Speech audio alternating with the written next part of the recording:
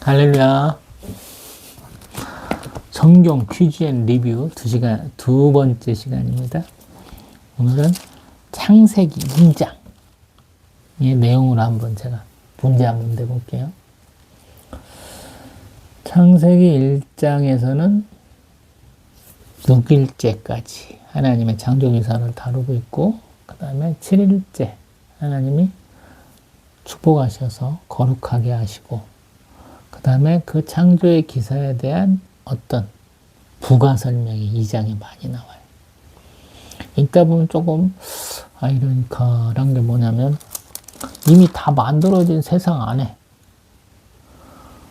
어떤 구조적인 어떤 환경을 조성해 놓고 그 안에 뭐 바다의 물고기, 하늘의 새, 땅에 움직이는 짐승, 그리고 최종적으로는 사람이 들어간 것이 아닌가 이 생각을 하게 되는데, 2장 4절부터 보면 하나님이 만든 그 청명하고 그 빛나고 그 화려한 세계가 없어요.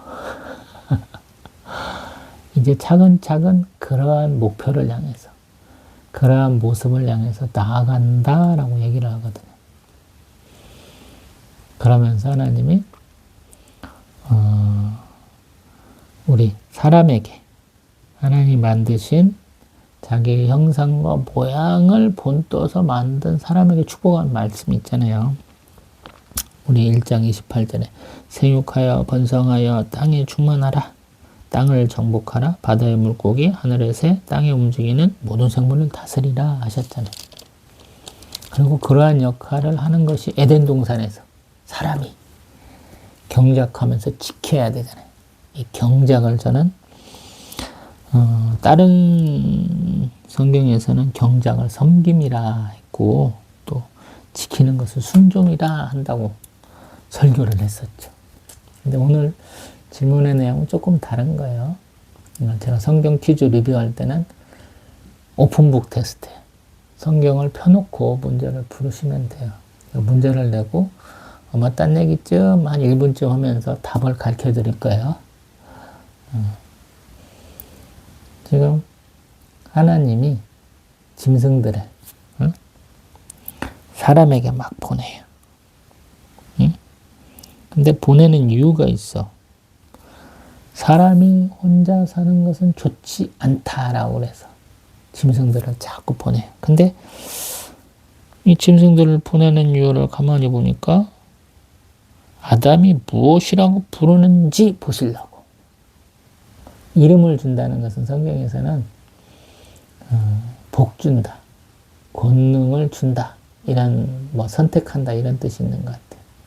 아브라함이 아브라함, 사레가 사라, 또 호세아가 여호수아, 이런 것 바뀌는 것처럼 하나님이 이름을 주면 굉장한 은혜예요. 베드로가 우리 스스로 바울이라고 하는 것도 보면 하나님이 주신 감동으로 이름을 바꾼다, 개명한다, 이런 얘기는 굉장한 큰 은혜로 생각하시는 게 좋을 것 같아요. 문제. 하나님이 짐승들을 사람에게 보냈고, 이 사람이 자기에게 나온 각종 들짐승, 공중의 새에게 이름을 지어줬죠. 사람이 부르는 이름대로 그것들의 이름이 정해졌다라는 거예요. 근데 본인 스스로 또 하나 어떤 생물에 살아있는 것에 이름을 지어준 게 있어요. 그게 무엇일까요?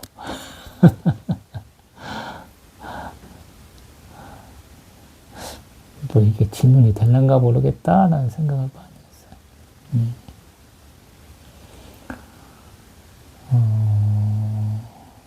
한 10초쯤 지나갔나요? 한번 말씀을 풀어볼게요. 제가 여자 선교사님, 여자 목사님 얘기를 했었죠.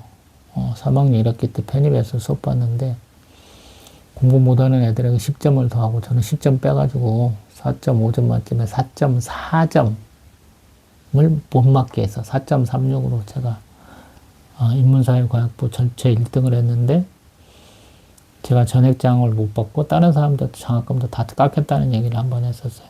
이 양반이 여성신학자야. 그래서 하나님을 히나 쉬로 불러야 된다고 주장을 하더라고요. 근데 굉장히 신학이 약하시더라고요. 한편으로 생각해 보니까. 근데 저도 우리 성경을 다루면서 아니 성경을 보다 보면 왜 남자와 여자를 차별하는 것 같지요? 라는 내용이 굉장히 많다고 말씀드려봤어요. 레위기 12장에서 보면 남자를 머스마를 낳았을 때, 사내 아이를 낳았을 때하고 여자아이를 낳았을 때 그 부정한 날짜가 2배 차이 나요. 남자는 7일, 여자는 14일이야. 근데 한편으로 보면 야, 여자 나왔다고 2배씩 해주는 것만 더 축복해 주신 거 아니야? 그런 얘기도 해봤고. 그 다음에 의심의 소재. 민수기 5장에. 남편이 보기에 여자가 의심스러워. 그러면 저주의 글이 쓰인 거는 죄를 내갖고 먹게 만들어. 배가 부풀어갖고 터지면, 이게 부정한 짓을 한 여자가 되고, 안 그러면 그냥 아무것도 아닌 거야. 그 다음에 우리 민수기 30장에 보면 여자가 어렸을 때는 아버지한테 서약한 것도 허락을 맡아야 돼. 결혼해서는 남편한테 서약을 하다 말아요. 그 다음에 신명기 22장에 보면 결혼했을 때 처녀의 표를 제시해야 돼. 첫날 밤 보내거나. 그 다음에 우리 신명기 24장에는 이혼 증서에 대한 얘기가 나와요. 예수님도 이거를 인용을 많이 하셨죠. 근데 한번 생각을 해보면 남녀 차별했나요? 보면은 시대상이 그렇잖아요.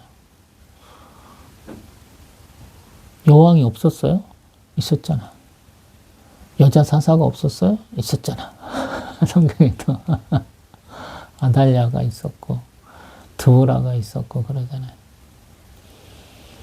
저조차도 이제 하나님을 잘 이해하기 위해서는 제대로 된 아버지 상을 갖춰야 된다라고 얘기를 했는데, 근데 학원가도 얘기했잖아요. 하나님은 남자도 아니고 여자도 아니다고. 육체를 가진 분이 아니다. 근데 우리 앞에 나왔을 때 우리에게 보여주는 형상은 있다고 얘기하잖아요. 굉장히 빛난 분으로 얘기하잖아요. 여기까지 얘기하고 이제 정답을 말씀드리면, 아까 말씀드린 것처럼 자기 앞에 하나님이 보내신 우리 들짐승 공중의 새를 부르는 대로 이름이 지어졌죠. 그래서 이름을 지어준 거야. 그리고 자신의 갈비뼈를 취해서 하나님이 사람을 만들었는데 그게 여자다라는 거예요. 그래서 이름을 부른 또 하나의 존재가 여자예요. 그래서 어떤 분들은 여자가 남자한테 순종해야 돼. 이게 정상적이다라고 말하시는 분도 굉장히 많아요. 여성이신데도 불구하고. 또 어떤 분은 아니라 그래요. 남자는 이쉬, 여자는 이샤라고 불려요. 여기 있는 구문에서는 히브리어로. 크게 차이 나지도 않아. 그냥 자음은 똑같아요. 보음만 약간 바뀌어갖고 이쉬, 이샤 이라거든요. 제가 생애 2번째 설교가 이 부분이었어요. 돕는 베펠, 에제르라는 거 얘기하거든요. 우리 박명수가 이씨 이런 거 했던 때 그게 발음이 비슷해. 이씨 이게 이씨야. 남자. 여자는 이샤라고 불러요. 그래서 남자, 남편, 또 여자, 또 아내 이런 뜻을 이씨, 이샤라고 부르거든요. 근데 영적으로 또 신학적으로 조금 더 파보면 재미있는 얘기를 해요. 우리 시편 49편 2절에 이런 표현을 써요. 시편 49편 2절.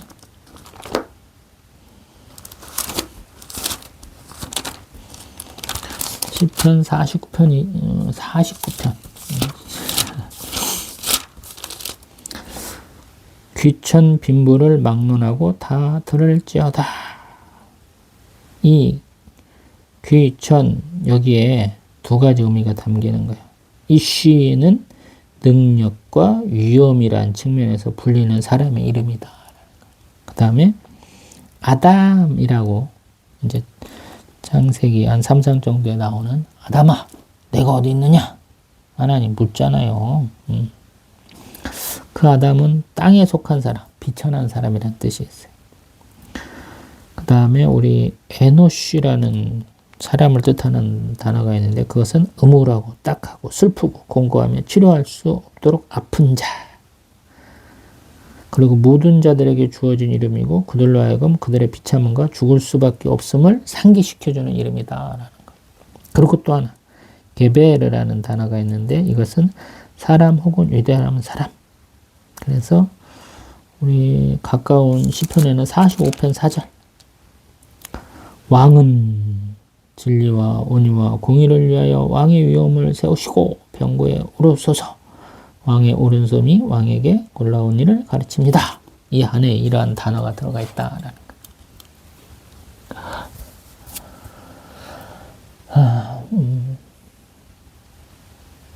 별 얘기하는 게 아니고 영적 권위에 대한 얘기를 좀 하려고.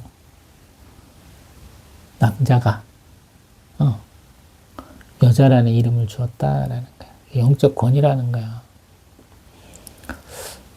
좀 이 부분이 많이 좀 이상하다라는 거. 우리 남편은 아내를 위해서 그리스도가 교회를 사랑하신 것처럼 자신의 목숨을 바쳐야 돼요. 목숨을 건 사랑을 보여줘야 돼. 사랑을 나타내야 돼. 그런 사랑을 해야 돼. 근데 여자는 남편의 권위에 순종할 줄 알아야 돼. 이 부분을 많은 분들이 잘 이해를 못하는 것 같아서 한번 들어봐요. 참, 하나님 뭐 대결하라고, 차별하라고, 뭐 이런 말씀 주신 게 아니어서, 우리, 제가 지금 제대로 보고 있는가 모르겠어. 오늘 여기까지 하려고 한 건 아닌데,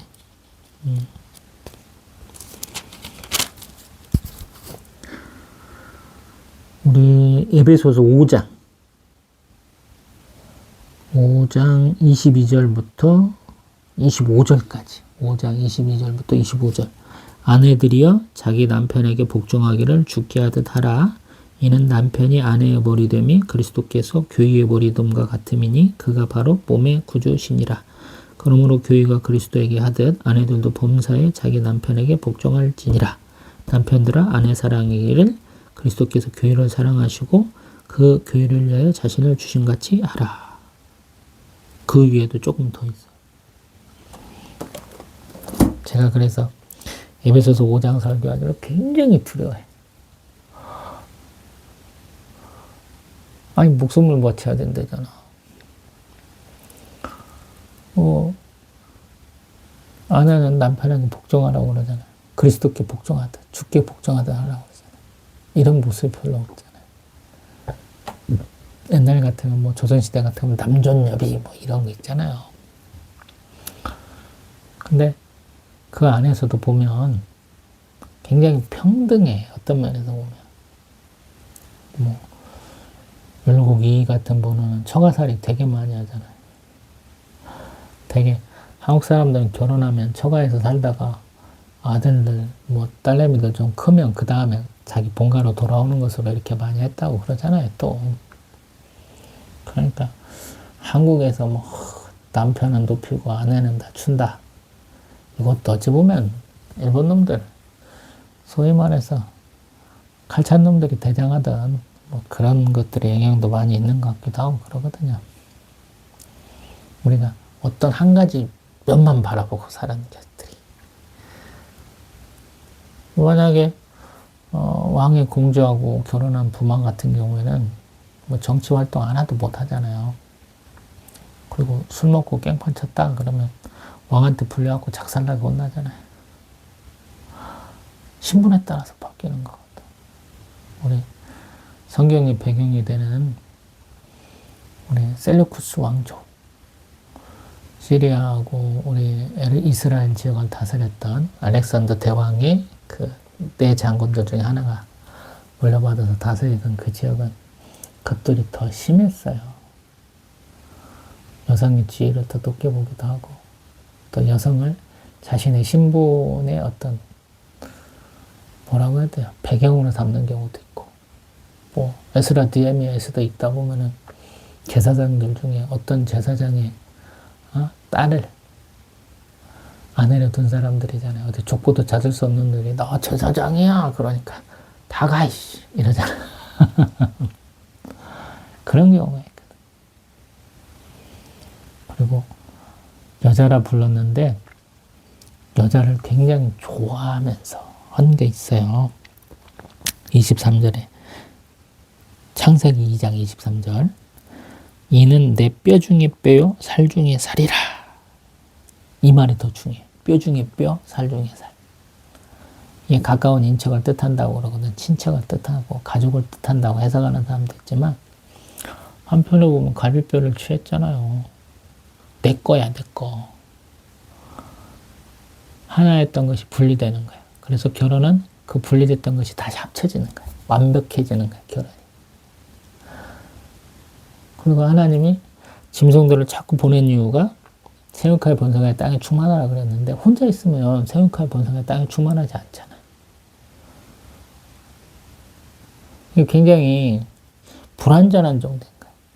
하나님은 막 이렇게 뭐 번식하는 게 아니야. 늘어나는 게 아니야. 뭐 우리 원생동물 가장 작은 생물들이 이렇게 나눠지면 빡빡빡 다 하나씩 되잖아요. 그런 것이 아니다는 거예요. 우리는 생육하여 번성하는데 남자 여자가 사랑해야 돼. 성적으로도 교제를 해야 된다라는 거예요. 근데 만들기를 사람은 번식하지 못하게 만들어져 있다라는 것이고 그러한 불완전성을 깨닫게 하셨다. 그리고 부러워하게 하셨다는 거예요.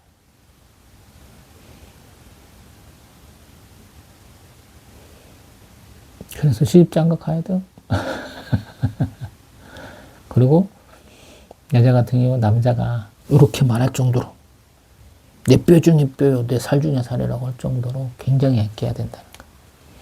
남자도 여자를 사랑할 때, 결혼 대상으로 삼을 때 목숨 걸고 사랑할 만한 사람을 택해야 된다는 거예요.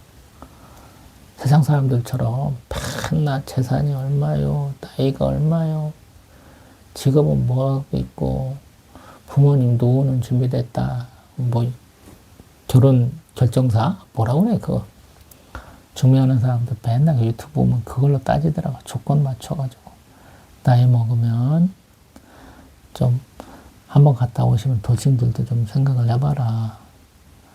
네가 키 큰 사람만 좋아했으면 키 좀 작으면 어떠냐. 얼굴 잘생긴 사람 외모를 봤더라면 외모는 좀 낮추자. 나이 때도 좀 올리기도 하고 내리기도 해보자. 뭐 이런 얘기를 하잖아요. 우리는 결혼의 존재가 뭐냐면 이거야, 이거. 하나님의 감동으로 만나서 이게 이 사람이야 라는 그런 것이 확실할 때 하는 거라는 거예요.